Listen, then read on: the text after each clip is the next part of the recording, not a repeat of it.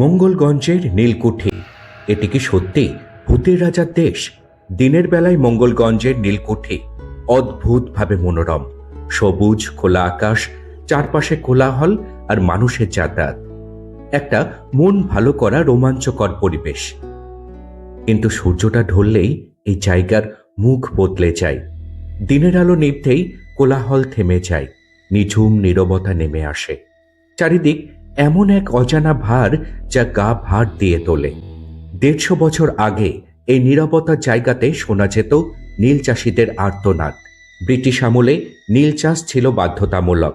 ধান নয়, জীবনের ভরসা নয়, চাষ করতেই হতো নীল। প্রতিবাদ মানে নির্যাতন। এই নীলকুঠিতে নীল চাষিদের আটকে রাখা হতো, মারধর, অনাহার, অপমান। জানেন, অনেকে আর বাড়িতেই ফিরতে পারেনি। এই অত্যাচার সেই সময় নড়িয়ে দিয়েছিল সাহিত্যিক দীনবন্ধু মিত্রকেও। তার লেখা নীল দর্পণ নাটক থেকেই আজ আমরা জানতে পারি নীলকুঠির ভেতরে সেই অমানবিক সত্য। এই বিদ্রোহই ছিল পরবর্তীকালে স্বদেশী ও জাতীয় আন্দোলনের প্রথম জাগরণের বীজ। লোকেরা এই জায়গাটিকে বলে ভূতের রাজার দেশ, কিন্তু আসল ভয় অন্ধকারে নয়, আসল ভয় ইতিহাসের স্মৃতিতে। তাই এই প্রশ্নটা আজ সবার মধ্যে থেকেই যায়, মঙ্গলগঞ্জের নীলকুঠি কি ভূতের রাজার দেশ, নাকি মানুষের তৈরি এক নীরব নরক?